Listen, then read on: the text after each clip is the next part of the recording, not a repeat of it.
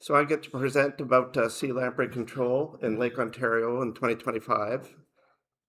And I'm not the only person working on this, obviously. I did this presentation with Christine Boston and Lexi Sumner, whose name is missing. So if you can find all the mistakes in this presentation, the commission will buy you a beer after 5:30.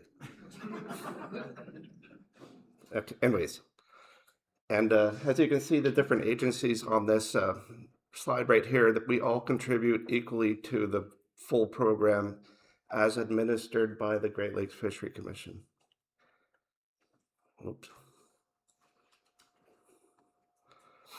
So here's the overview for this presentation. I'm going to talk a bit about the history of the program, the components of the program that we deliver, 2025 highlights, and at the very end, don't let me forget, there's a slide at the very end about our treatment schedule. So as you all know, and some may not, that when sea lamprey came into the Great Lakes, and especially when they invaded the upper lakes, the Great Lakes Fishery Commission got formed, which is between Canada and the USA. And that's how our program came about. But their other objective is also what is driving these presentations is they have the obligation to administer fisheries research and management in the Great Lakes to the lake committees. So our program, it doesn't focus on just one life stage of sea lamprey. Lampreys came in through I'm not going to read all that. Anyway, so lampreys came into the Great Lakes, and we've studied, when they first came in, we didn't even know they were there, probably, because of their different life stages. Our program focuses on larval assessment to tell us where to find things, lampricide control, barriers control, adult assessment, and the marking rates you saw presented earlier today tell us a bit about juveniles and are part of our report card, which I'll get to later in the presentation. Those are the two FCOs. The other key message here is in the juvenile stage where you see the lamprey hanging off the fish, those things can eat up to 40 pounds of fish in about 18 months.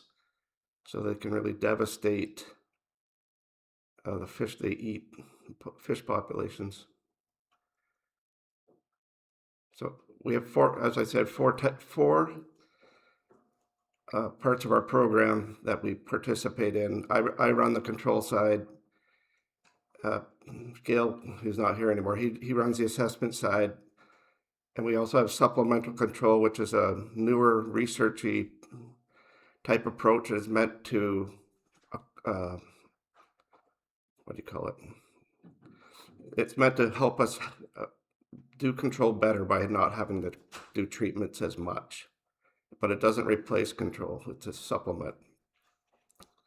And we do risk management, environmental assessment, looking at efficacy of barriers, impact of a barrier that might be proposed, impacts on species at risk. We're really a fulsome program that looks at pretty much everything. Now focusing in on Lake Ontario. Lake Ontario has about 660 tribs on it. 66 of these have been infested by sea lampreys in the past and today. The first lamprey was recorded in Duffins Creek in 1835, which is really close to the time that the Erie Canal was opened. But I told you that the commission got formed in the 50s, mostly to respond to the upper lakes. And we didn't come to do treatments in Lake Ontario till the early 70s. If you want to see how that history happened, you should take a look at the movie called The Fish Thief.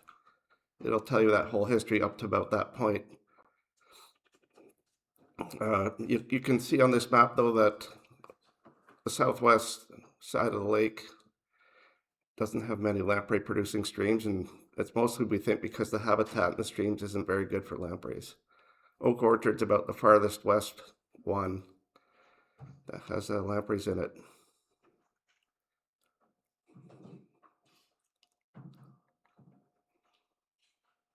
So the two primary control methods, this is my shop, are to use lampricides, one called 3-trifluoromethyl-4-nitrophenol, or TFM, and the closamide, which is an older chemical that we found to be effective. TFM was found after looking at thousands of chemicals, and it was found to be effective. I forget its number, but you can watch that movie and find that out yourself. Barriers were one of our first control methods, starting with electric barriers and then moving on to regular type barriers.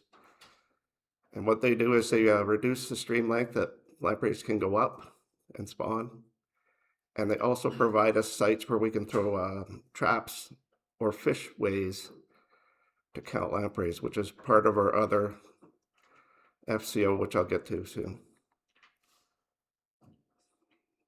So two of the ways we put lampricide into the rivers.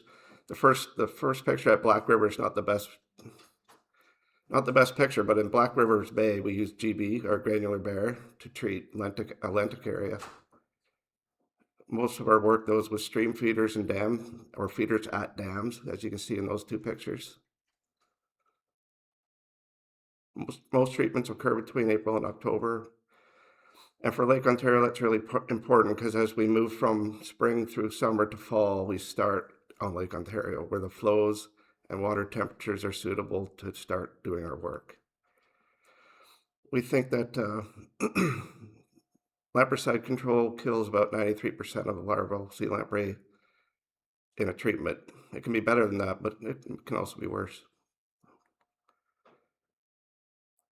We look at the during any treatment, which can be 12 or more hours long, we monitor the chemical as it goes through the entire stream until it's gone down to almost zero or at zero. And we also monitor the lampreys that are killed and for non-targets. And one of the good things about TFM is that it breaks down later in sunlight and through dilution, and it really leaves the river in about 24 to 48 hours.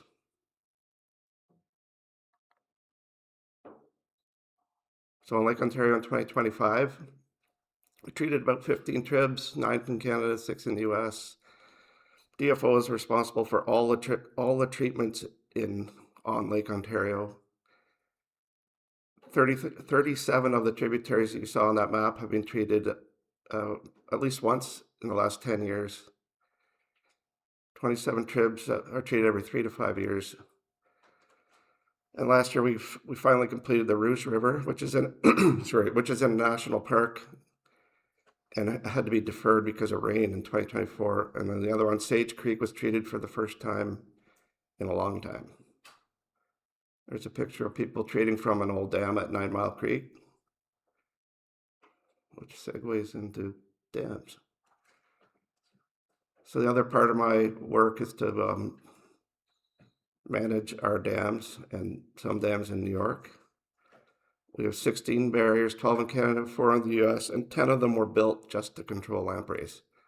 We also have there's quite a few de facto barriers. Some we've modified, and some are just really important, like the one at Port Hope. Excuse me. That picture is proof that I actually did field work last year. But they don't let me out much. There's good reason. It's where I get to do shout out to Mark, Greg, and Andrew for their excellent work up on the hill, both hills, because they were able to get us money and an infrastructure plan to get working on some new projects in New York. We can't do it in Ontario yet because we don't have the funds for that, but in New York we do. And you can see where these dams are. They're all in eastern Lake Ontario, and they're really important to me and to our guys because not only will they reduce the amount of stream lampreys can use, some of them will literally give us back 5 to 10 days to do other work. Doesn't sound like much, but this at $1,500 a day, it's a lot per person. Was there no picture? Well, keep going. There's a slide on larval assessment. These guys tell us where to go, literally always. Anyways, and they also tell us where lampreys are in terms of streams, how far up a stream. They tell us how good our treatments were. They tell us if barriers have been effective, yes or no. Tell us about new producers or reestablishment in older streams like that Sage Creek I mentioned. The primary method is electrofishing, but they also use granular bear in Atlantic areas, so that Black River Bay embayment would have been shown to us to rank because of their work. Well, I'm going to get to that thing now. So they do a lot of work too. So this is Lexi's work. She did surveys in U.S. And Canada. As you can see, the counts are there. Surveys to detect new populations were conducted in 15 tribs. Surveys to evaluate barrier effectiveness were conducted above 8 of 16 barriers. And they did find lampreys above Catfish Creek, which is in New York. And now that stream's ranking for this year to be treated. That last we'll talk to you about in this next slide. No new populations were detected though. So South Sandy Creek, which is over by this picture at the top right, is Monitor Mills. And in 2022, there's a dam at the top of the picture that is now kind of down towards the bottom right of the picture because it blew out. So she went and with help from the U.S. Fish and Wildlife Service, did electrofishing and eDNA type surveys. You can see the different locations where she did the eDNA to try to find out if lampreys had infested above that old dam. And so far they haven't. That river is, if you can see where in the bottom right, how rocky it is, the whole thing's like that. So it's not great habitat, but the first tributary just upstream of where the dam used to be is good habitat. It's not infested yet. So we're looking at that project as part of that infrastructure money I just talked to you about. Okay, we're getting into the FCOs in our report, what I call our own report card, adult assessment, which tells us how well we've done on the lake in part. The index for Lake Ontario is 14,000 or less adult sea lamprey in the lake. It's based on a 3-year average, so you'll see how 3-year averages work in a minute. And then the marking rate, we want to have less than 2 A1 moons per lake trout greater than 17 inches. Trapping occurs from March to August. It's administered by the U.S. Fish and Wildlife Service, DFO, and we contract out a lot on the Canadian side and at Orwell Brook. There's an example of 2 traps. One's at the Hummer, operated in partnership with the TRCA, and the Bowmanville Creek one. That one, I can't remember who runs it, but it's integrated into a fairly old dam with a fishway to the right of it, which you can't see. But they're really important. That Humber River Index is probably the most important of the index sites. So last year we caught around just under 5,000 lampreys in 5 of the streams. 4 of the 5 index streams were used in the modeling. And our index of adult abundance single point was 11,584, which is less than the 14,000, but the 3-year average is around 29, around 30,000. And here's why though. If you look at this graph over time, next year, the spawning run's probably going to be a lot lower, and I'll show you why in a second. And it'll pull that 3-year average down. It might take another year though for it to get below the target. Part 2 of the report card is looking at wounding rates, and you saw this already, so I won't talk too much about it except that we get this information from all the different agencies and rely on them as partners to get that information. There's that graph. That's part of our report card. So it looks weird and it might be hard to understand, but the spawning year is on the black line, and the green year is the marking. And so the the marking rate assessment comes after spawning has occurred, so it's just shifted over. But you can imagine in 2026 that the spawning run should emulate that lower marking rate.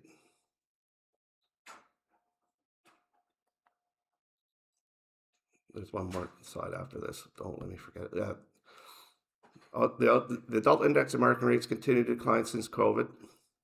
Barriers development in Lake Ontario tributaries presents an important control opportunity, which is actually pretty exciting. And I have to drop one more name. Is part of Mark and his team's work was to get us a new person on our team. Her name is Nicole Lexon. She works with Chris Freiberger, and she's helping us lead all of those projects. Without her help, I don't think we'd have the time to do those projects. So she's doing a great job. She's not here today, but you'll meet her one day. Don't ask me questions yet. Here's that map. So Lake Ontario, there's about 9 treatments planned this year. You all know where that is. But if you check out that map, everything in Canada we're delivering, and we're helping in Michigan on at least 5. So our time is spread out, and we usually travel from April right through to the end of October, moving northwest with respect to water levels and temperatures. So as you might imagine, logistically, our treatment schedule is really challenging, and we develop it with the U.S. Fish and Wildlife Service. It gets approved by the board, and it's really hard to modify. That's for everyone who knows what I'm talking about. Anyways, now you can ask questions.